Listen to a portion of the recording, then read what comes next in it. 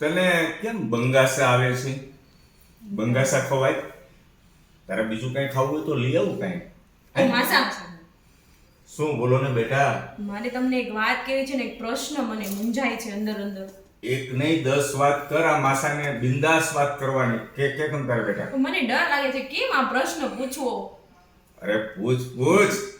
હજારો લોકો પૂછે છે પ્રશ્ન. તારો એક પ્રશ્નનો જવાબ તો હું આમ જ આપી દઉં ચૂપટીમાં. હા. તો મારો પ્રશ્ન એ છે કે હું તમારા વિડીયો જોઉં છું. હા, હા. મારા માસીના અને તમારા વિડીયો હું જોઉં છું. મજા નથી આવતી? મજા જ આવે છે, પણ એવું લાગે છે ને મારા માસી તમારાથી ડરે છે. એવું કેમ મને ફીલ થતું હશે કે તમારાથી ડરતા હશે મારા માસી?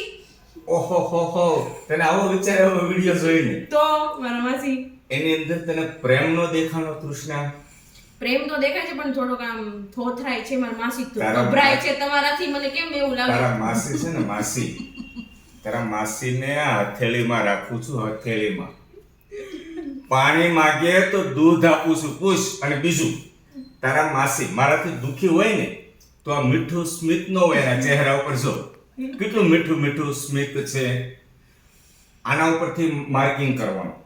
તે પ્રશ્ન કર્યો એવો મને ઘણા ખરા મિત્રો કોમેન્ટમાં મને તો ઘણા ખરા કહેતા હોય છે કે તમારા વાઈફ તમારાથી ડરતા હોય એવું લાગે છે. ડરતા હોય તો મીઠું સ્મિત હોય એના ચહેરા ઉપર. હે માસી, હવે ટૂંક સમયમાં સાંભળ, તારા માસાને અને માસીને ટૂંક સમયમાં જ કદાચ પ્રેમ એવો કરે છે કે એવોર્ડ મળવાની તૈયારીમાં જ છે.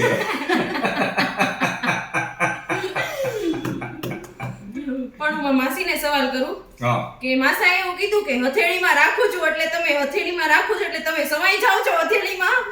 થોડા સમય પડી જાય. હથેળીમાં રાખું છું એટલે એનો મતલબ એવો છે કૃષ્ણા, આજથી સુધી મેરેજ લાઈફની અંદર ઘણા વર્ષો થઈ ગયા, પણ પાણી માંગ્યું ને તો દૂધ જ આપ્યું છે. એટલે કહેવાનો મતલબ ગમે તે વસ્તુ માગીને, બરાબર છે, નાકનો દાણો માંગ્યો હોય ને નાકનો, તો બ્રેસલેટ આપ્યું છે. સમજાય છે? ફૂલ માંગ્યું હોય ને ફૂલ, પાંખડી માંગી હોય ને તો આખું ફૂલ આપ્યું છે. મેં પૂછી લો કાંઈક ખોટું હોય તો. અને તારા માસી જ્યારે મેરેજ કરીને લાવ્યો ને ત્યારે એનું વજન 60 કિલો આજુબાજુ હતું. અત્યારે તારા માસીને વજન કાંટો લઈ આવ અને ચેક કર. જો તારા માસીને દુઃખ હોય, પીડા હોય, બરાબર છે, તો વજન ઘટી જાય કે ન ઘટી જાય? વજન કાંટો લાવો, વધી જાય. 80 કિલો પ્લસ થાય, 80 કિલો પ્લસ થાય તો જ તારા માસાની વાત માનવાની. એટલો બધો નથી.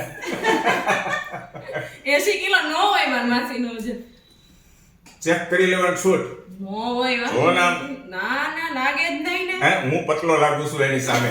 ઘણા ખરા મિત્રો મને એમ કહે છે, અતુલ કુમાર તમારી બંનેની જોડી મસ્ત છે, પણ તમારા મિસિસ થોડાક છે ને જાડા છે, તો તમે કસરત કરવા આવો છો ગાર્ડનની અંદર. સાંભળો, તમે ગાર્ડનની અંદર એક્સરસાઇઝ કરવા આવો છો, તમે એકદમ ફિટ છો, પણ તમારા મિસિસને પણ લાવો તો એ પણ એકદમ ફિટ રહે, પતિ પત્નીની જોડી એકદમ ફિટ લાગે.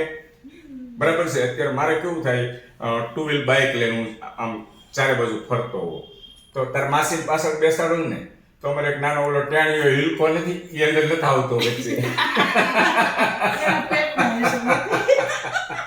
તો આચું તમારા પેટના હિસાબેથી હિલ નહીં આવતો હોય. અને મને ઉપાધિ એ છે કૃષ્ણ, એક્સરસાઇઝ કરવાનું એટલા માટે કહું છું. હમણાં શિયાળાના દિવસો છે એટલે હું રોજ મોર્નિંગમાં સવારમાં 5 વાગે ચોપાટીમાં હોઉં, નાના વરાસા ચોપાટી. પણ એટલા માટે કહું છું કે આવું પછી કેવું થાય, હું એકદમ આમ અટ્ટોકટ્ટો હોઈશ અને એ ડોસીમાં બની જશે, હાથમાં લાકડીનો ટેકો હશે, તો મને શરમ નહીં લાગે. એમ કહેશે, ઓ હેતલ કુમાર, આ પાછળ ડોસીમાં કોણ છે? એમ તો નો હોય ને, એમ તો નો થાય મારા માસી ડોશીમાં. ન થાય એટલા માટે હું સમજાવું છું, વારે વારે કહું છું કે એક્સરસાઇઝ કરવા માટે આવો. તારા માસી છે, તારા માસીને તું વધારે ઓળખતી હોય કે હું ઓળખતો હો? હે, પેલો માસી જ હું જ ઓળખતી હોય ને. તારા માસીના મેં ઘાટના પાણી પીધેલા હોય, હું જ ઓળખું કે કોણ ઓળખે? પેલા તો હું જ ઓળખું ને, ભાણકી છું એની. તારા માસી હેપી છે. હવે એના મોઢેથી આપણે સાંભળીએ તમે હેપી છો કે હેપી નથી? હેપી એકદમ ખૂબ જ ફાઇન. ખુશ. બીજું એને 5 વ્યક્તિ આજે સારી રીતે બોલાવે છે કે લગ્ન પ્રસંગમાં જાય કે શોપિંગ કરવા જાય તો જેઠાણી જેઠાણી જેઠાણી કરે છે. આનાથી વિશેષ બીજું શું હોય? ખાલી પૈસાથી જ માન સન્માન નથી મળતું, હા એ તો એવું. એમ જ મળે છે. જો મનોરંજન કરીએ છીએ, આનંદ કરીએ છીએ, અને આ બધું જે મનોરંજન કરીએ છીએ ને, પછી અમે પતિ પત્ની, તારા માસી ને હું, અમે આમ સુતા સુતા આરામથી જોશું. અમારા છોકરાની વહુ ને બધું આવી જશે, આરામથી જોશું કે જો અમે આ ટાઈપની લાઈફ જીવી છે. જીવી છે. તમે પણ આમાંથી કાંઈક બોધપાઠ લેજો. તારું શું કેવું છે આ બાબતે તૃષ્ણા? શ્યોર તમે લોકો જો બરાબર. એ રીતનું, અને પછી છોકરાઓ શીખે અને અમે શીખશું જ ને, અમારે બાકી જ છે હજી. તું જ્યારે તૃષ્ણા, તું જ્યારે મારા ઘરે આવી હા ત્યારે હું તારા માસી સાથે ન હોય એવો દિવસ તું મને કહે. ચાલ અત્યારે તું આવી ચાલ, હા તો કોની જોડે બેઠો છું? માસી જોડે જ. માસી જોડે જ. માસી ડરતા હોય, દુખી હોય તો આ રાજકુમાર એની સાથે હોય કે ન હોય, પણ તમે ક્યારેક ગભરાઈ દેતા હોય તો નહીં બિંદાસ ફ્લેક્સિબલ બિંદાસ લાઈફ જીવવાની, આનંદ કરવાનો, ખુશ રહેવાનો. કદાચ તમે ગભરાવો તો આપણા ઘરની અંદર આપણા પતિ પત્ની, આપણા બાળકો, આપણા માતા પિતા બધા હોય, એ બધા ખુશ હોય ને એમાં જ આપણી ખુશી હોય. હરેક માણસની ખુશી શેમાં હોય? ઘરે ઘરે, કે પોતાનો પરિવાર સુખી હોય, પોતાનો પરિવાર ખુશ હોય. હા બરાબર ને? એટલે આમાંથી કંઈક તમે બોધપાઠ લેજો હો બેટા. હા શું કહું છું? બધા ખાલી જ મજાક લેજો. મસ્તીમાં માસા આમ ડાન્સ કરે છે, એવી હા એ acting તો કરે. ખ્યાલ છે. એ તો ક્યારેક તો મજાક મસ્તી હોય, પણ આમ તમારા વિડીયો નહીં જોઈએ એટલે અમને કઈક શીખ જ મળે છે.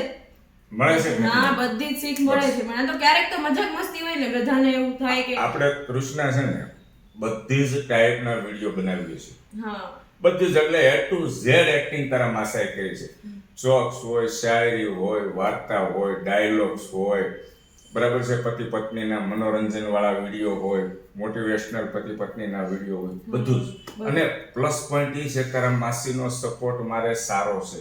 હમ બરાબર છે. હું એને આજે દિલથી વખાણ કરું છું કે ખરેખર મને આમ પરી જેવી પત્ની મળે છે, અને મોટા ભાગની મારી હામાં હા હોય છે. એ મને ખૂબ ગમે છે. કોઈ ઓબ્જેક્શન નથી હોતો. ઘણી વાર કેવું હોય છે, ફિમેલ પ્રત્યેના નેગેટિવ રોલ કરવાનો હોય કે આપણે સંદેશ આપવાનો હોય, બતાવવાનું હોય.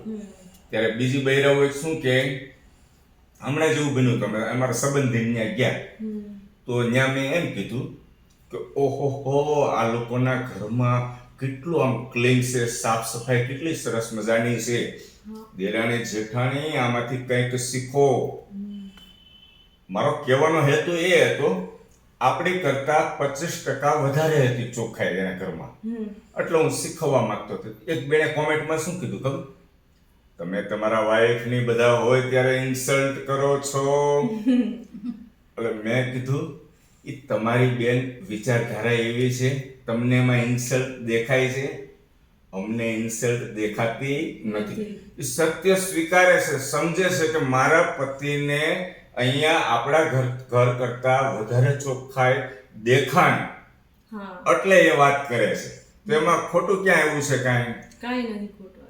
બરાબર ને? હા એટલે વધારે પ્રયત્ન કરે તો વધારે સારું રહે. તો ઘર છે, ઘરની અંદર તો બધા રહીએ છીએ. હા. જેમ સાફ સફાઈ ચોખ્ખાઈ હોય એમ ખરેખર ખૂબ મજા આવે ઘરની અંદર. અને બોડીમાં હેલ્થ રહે. હા, સમજાય ગઈ મારી વાત હા, કૃષ્ણા? બરાબર છે, હા. હવે જે આ નેગેટિવ તારાની અંદર જે વિચાર હતો ને એને ડિલીટ મારી દેજે. Okay sure. હવે મને આન્સર મળી ગયો છે પાક્કો. બરાબર ને? બરાબર. ઓકે, થેન્ક યુ દોસ્તો, થેન્ક યુ.